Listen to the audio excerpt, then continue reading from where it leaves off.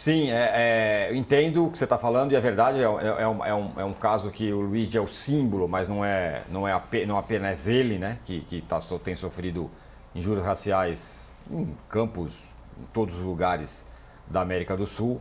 É um bom ponto. Os clubes também, né, Tironi? Os clubes ficaram devendo, assim, lógico, o que o Casão falou, é o básico você soltar uma nota, não funciona mais, mas ontem, no caso do Tarzan e da Chita, 3, 4 clubes se manifestaram. Então, assim, legal fazer o trabalho de bastidor para mudar a data de jogo, mas isso não pode influenciar numa disputa importante, numa briga importante de você se posicionar e algo que vai além do futebol, né?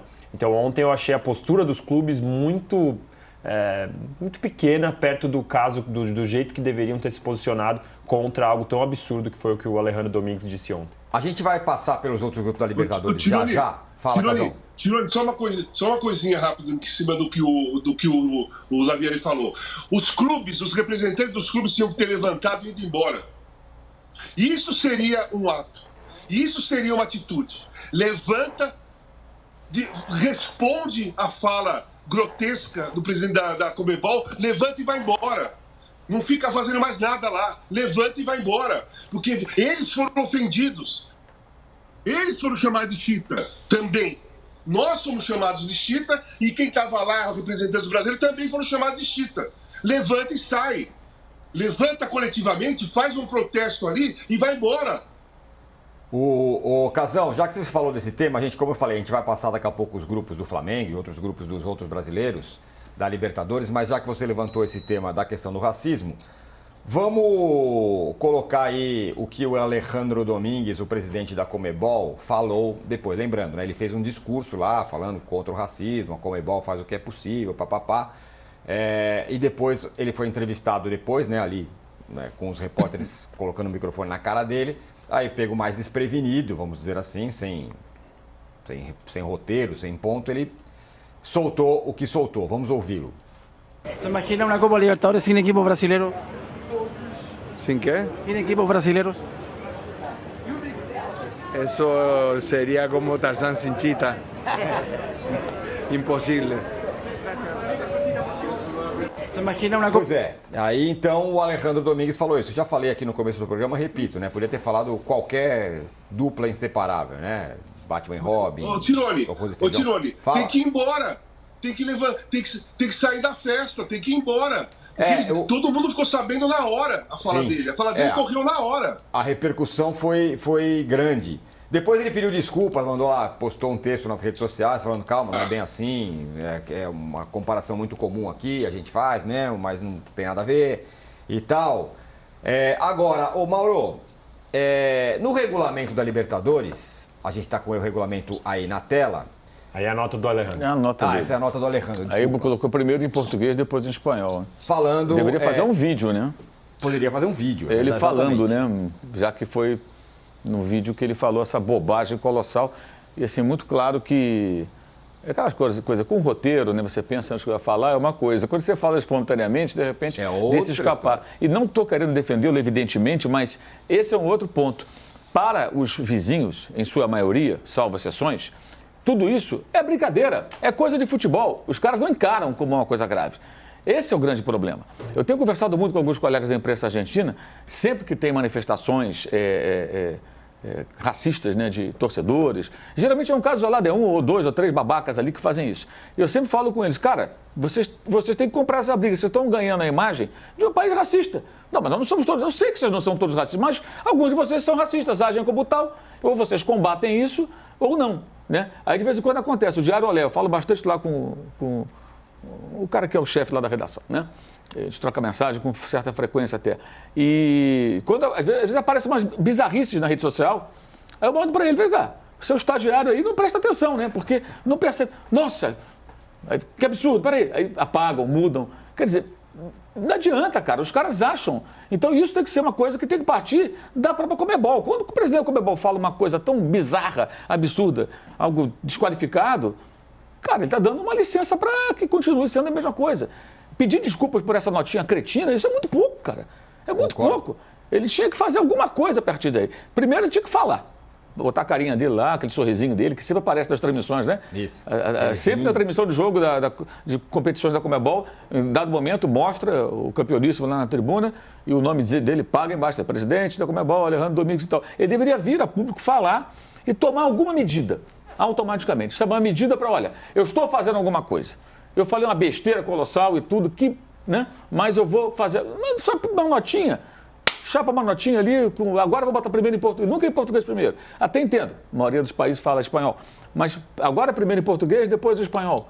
Isso não dá, né? E outra coisa, quanto relação ao Huracan, que é o adversário do Corinthians, sim, é um bom time, cara, é o vice-campeão argentino, está com 6 vitórias seguidas, não perde a 8 jogos, e no campeonato, no cômputo geral da pontuação, lá são 2 grupos, né? Não, o campeonato é uma Copa, com mata-mata lá na frente, ele só está atrás do Boca, o Boca é o que está mais pontuando. Então, acho que vai ser já um adversário que deve ser um tanto quanto competitivo, digamos, diante do Corinthians nesse primeiro jogo em Itaquera. Olha, então, como a gente está falando sobre essa história do racismo, a gente foi atrás do regulamento da competição, já que, como disse o Danilo, como disse o Casagrande também, faltou o cara, bom, a gente está fora disso aqui, vamos embora, não sei o que e tal.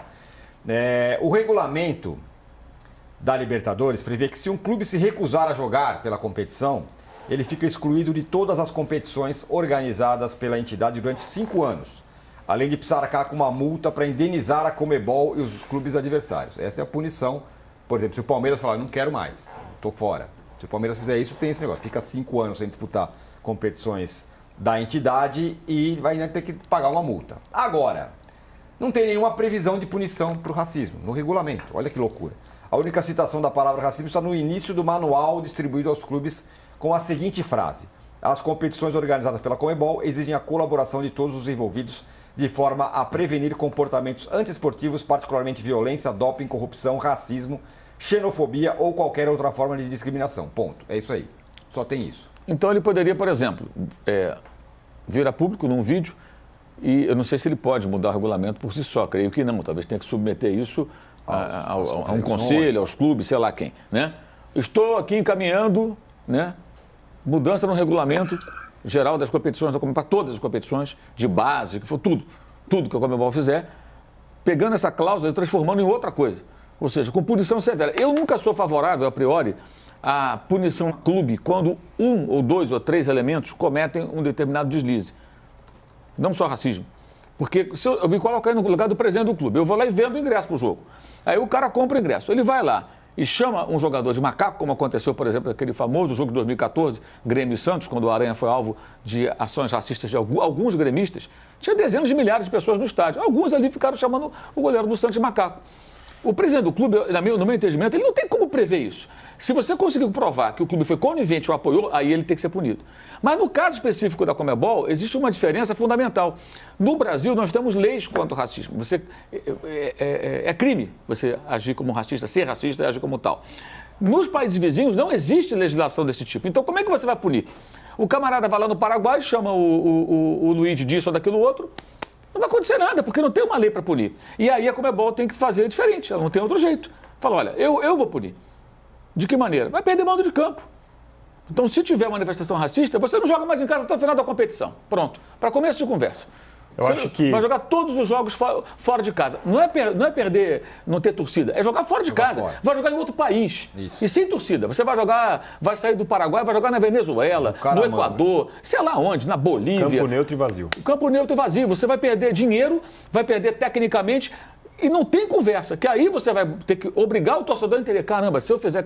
Aí tem aquela história do ser um torcedor de outro clube, aí você tem que avançar na discussão. Será que um cara teria coragem, sabendo que o cara torce, por exemplo, pelo Olímpia. Aí ele vai no jogo Cerro e Palmeiras, com a camisa do Cerro, para prejudicar o... Será que vai ter coragem?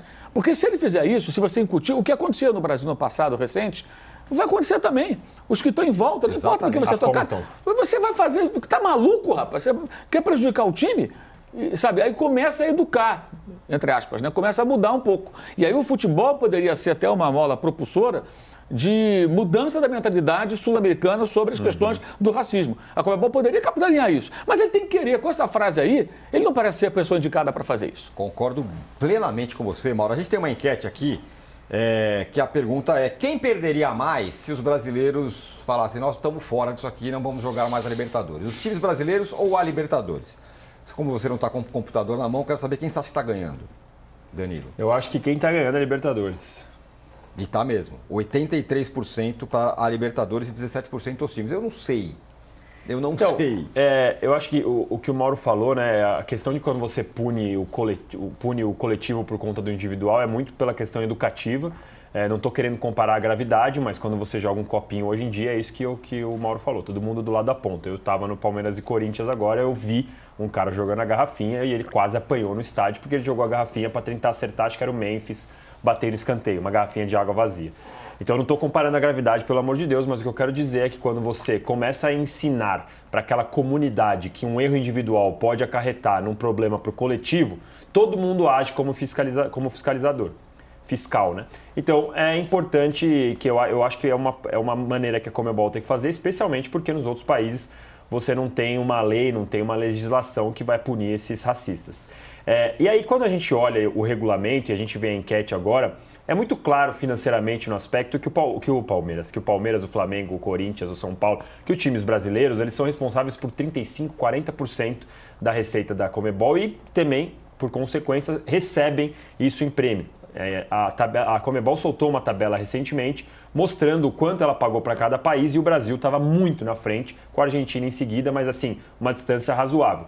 Por quê? Por consequência do resultado dos times brasileiros.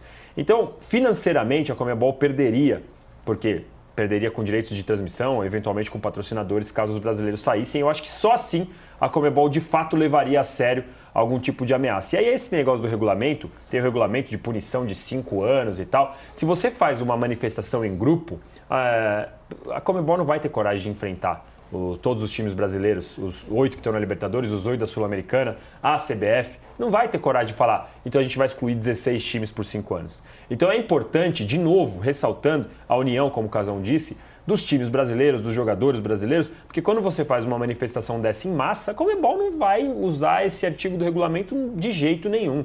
Não tem menor condição. Não adianta o Palmeiras levantar a bandeira, o Vasco, o Bahia, que foram os que se manifestaram de uma forma mais contundente ontem, e só. Tem que ser uma manifestação em grupo.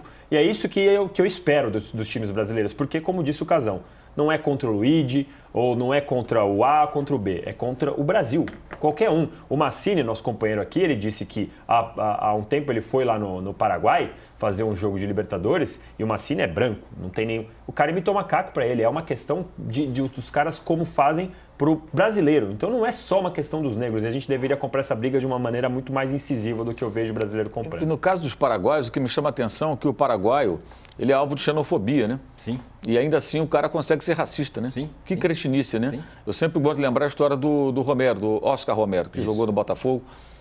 Quando ele jogava pelo Racing, houve uma ocasião que a torcida do Racing começou a cantar uma música que é cantada por todas as demais torcidas na Argentina, contra o Boca.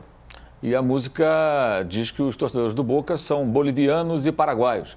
Num tom, evidentemente, pejorativo, ou seja, como se fosse um subcidadão, né? Uhum. Vocês não têm documento e tal, tem muita essa provocação lá. Porque, de fato, a torcida do Boca é muito numerosa, e claro que tem filhos de paraguaios, filho de boliviano, ou o cara que vai para lá novinho, então começa a torcer pelo Boca Júnior. É normal, acontece muito isso. E o Romero, irmão do Romero do Corinthians, né, ele parou em dado momento, olhou para a torcida na direção da Barra, lá na Guarda Imperial, e começou a abrir o braço. Vocês estão xingando a mim. O que é isso? Isso teve uma grande repercussão à época. E ficou por isso mesmo, depois não teve evolução, porque não há essa discussão que a gente está tendo aqui. Essa discussão lá, ela se restringe muito para poucas pessoas. Poucas pessoas. Eu converso muito com uma pessoa, o Pablo, ele é da Comissão de Direitos Humanos do Racing. Quando houve manifestação racista de alguns torcedores do Racing, no jogo contra quem? Não lembro contra quem. Não sei se foi o Flamengo. Não foi o Flamengo, não. O Flamengo foi na época da pandemia. Foi depois, contra algum outro time brasileiro, aconteceu isso. Não foi o Corinthians também no passado, não foi antes. Não consigo me lembrar agora contra quem exatamente. Mas, enfim, ele teve discussões lá dentro e ele depois me relatou, falou, Mauro, dentro do clube eu encontro resistência de pessoas que acham que isso é coisa do futebol. Sim. Que eu falei agora há pouco. Eu falo, não é coisa do futebol, cara. Isso não pode. Por isso. Aí ele citou exemplos, citou os casos lá da Europa, como o Vinícius virou referência na luta contra o racismo. Então está muito incutido na cabeça deles e sempre tem essa muleta de tentar minimizar. O presidente do Penharol usou um exemplo sobre, os caras foram lá, depredaram as barracas no Rio de Janeiro e foram presos. Aí vai lá, imita o macaco e os caras ficam bravos, como se fosse a mesma coisa. Exato, quer dizer, essa é outra questão que é muito estranha, porque o que aconteceu no Rio de Janeiro no passado foi que um grupo de torcedores do Penharol, aliás, os torcedores do Penharol em 2019 mataram um torcedor do Flamengo, mataram. Sim. Um homem que nem era torcedor organizado nem nada, era um homem de quase, mais ou menos 60 anos, lá do Espírito Santo, que ele organizava caravanas lá do Espírito Santo para o Rio de Janeiro, para os jogos do Flamengo. Ele levou a turma dele, estava na praia. Aí encontraram um grupo de torcedores do Penharol e os caras começaram a querer brigar com os rubro-negros, que não eram pessoas de torcida organizada, todo mundo que gosta da pista, né? E aí teve aquela briga e tudo, e o cara apanhou e morreu. Ficou internado um tempão e morreu. Então eles mataram a pessoa. Ficaram presos, alguns inclusive ficaram presos. Isso foi em 2019. Aí vieram ao Brasil, foram ao Rio de Janeiro do ano passado, para o jogo contra o Botafogo, chegaram na praia, todo mundo viu isso no noticiário, que o UOL publicou, foram lá no quiosque, beberam, comeram, não pagaram, quebraram o quiosque, tocaram fogo em motocicleta de entregador de comida, pintaram e bordaram. Aí o que aconteceu? A polícia chegou, enfrentaram a polícia, não deu conta, teve que vir um reforço policial, e aí conseguiram conter. Aí aquela coisa, né? Você está no Rio de Janeiro, meu irmão, você não está em Estocolmo, não está em Oslo. Você está no Rio de Janeiro, o Rio de Janeiro, que o pessoal chama, né? A comunidade desceu, irmão. Aí desceu, os caras foram no ônibus, saquearam o ônibus deles, tacaram fogo no ônibus, quer dizer, houve ação, já não estou justificando. Estou dizendo o seguinte, ainda por cima são burros, porque foram se meter num lugar onde você não pode brincar muito, né? Acha o quê? Que você está num país que não vai ter... Claro que vai ter troco, e teve imediato. Claro que está tudo errado, mas começa com eles. E aí prenderam alguns deles e esses caras começaram a virar uma espécie de heróis. Liberdade para los pibes, liberdade dos cambal. Os caras foram lá e pintaram e bordaram. Então imagina um grupo de brasileiros chegar no centro de Montevidéu ou ali na orla, né, que é tão bonita ali e tal, e chegaram num bar lá, num restaurante, comer, beber, quebrar tudo, tacar fogo em moto. O que vai acontecer? Ou você vai na Argentina, você vai lá em Porto Madeiro, ou vai numa área, vai em Palermo ali e tal, ou na Recoleta, vai num restaurante, num bar, come, bebe e quebra tudo. Vão aceitar? Vai lá na Boca, lá e quebra tudo. Lá na região turística lá do Boca Juniors. Claro que não vai ficar por isso mesmo. Nenhum lugar do mundo vai aceitar isso. E isso na América do Sul inteira. Começou no Uruguai e se alastrou. Ah, não, porque os uruguaios estão presos. Como? Eles não são vítimas, cara. Movimento para não jogar no Brasil, como se eles fossem... E assim, os clubes daqui não reagem. Eu nunca vi nenhum clube, nem o Botafogo, que era o adversário do Penharol, o Flamengo, cujo torcedor morreu em 2019, vítima de uma briga com esses uruguaios, mesmo time, a mesma turma, né? Aquela briga da Barra Amsterdã. No estádio do Penharol, que teve a torcida do Palmeiras também, que se não Sim, fosse a Mancha 2017. Verde ali, a Mancha Verde teve que fazer o papel de polícia para defender os torcedores do Palmeiras. Sim. No dia que teve a briga do Felipe Melo, né? Do Felipe Melo, inclusive. Exato. O Rodrigo Matos aqui, no Cartão Vermelho aqui no programa da Casa, ele falou que o racismo e a violência da polícia criaram um clima de divisão entre os clubes do Brasil. Tem um pouco a ver com o que o Mauro está falando, né? Os caras tocaram o terror aqui, a polícia veio num contexto... Mas a violência da polícia contra estrangeiros é um outro problema também, que eles alegam muito. Sim. E aqui a gente não discute. Exatamente. Acontece toda hora, em Minas, aqui, no Rio de Janeiro, sabe? Direto acontece. Faz tempo, hein? Faz tempo. Eles batem em torcedor brasileiro e nos estrangeiros parece que batem com mais vontade. Qualquer coisinha é borrachada. A forma como as torcidas são tratadas no Brasil pela polícia é um negócio... É gravíssimo isso aí. É um caso importante. Agora, Casão, como você levantou o tema da história do racismo, o Danilo levanta um ponto. Falta combinar com os russos, no caso os russos brasileiros, né? Se não tiver uma união da turma toda aí para falar, olha, assim não dá, não vai dar, se for cada um por si. Eu vou dar um exemplo aqui. Enquanto estava tendo essa discussão toda, o São Paulo, por exemplo, estava tendo lá uma reunião com o pessoal do Cerro Porteño, por causa da questão do Bobadilha e não sei o que e tal. Uma reunião só com o Cerro Porteño, em que provavelmente não se tratou do racismo. O Casares até falou sobre o racismo nas entrevistas que ele deu aí lá. Mas na hora do negócio ali, estava todo mundo aí conversando. Então os clubes também não têm esse espírito de união, né? Para nada, na verdade. Então, tem as discussões individuais, né, dos clubes, interesses individuais, e tem que ter um interesse coletivo. E é aquilo que eu falei, cara. Tudo isso acontece porque quando um clube, um time, um jogador é atacado com injúria racial, nós encaramos assim, não é problema meu, eu só vou dar o apoio, eu só vou ser solidário. E não é assim. Enquanto a gente não encarar como uma ofensa geral, porque é uma ofensa geral. Se você tira o Luigi daquela situação e você coloca outro jogador brasileiro, eles vão chamar de macaco. Qualquer um, não foi o Luigi, foi o Brasil. Eles encaram a gente, como o Lavieri falou, que o Mazzini sofreu injúria racial, sendo chamado de macaco, sendo branco. Então, para eles, não tem a questão da cor da pele, tem a questão da nacionalidade.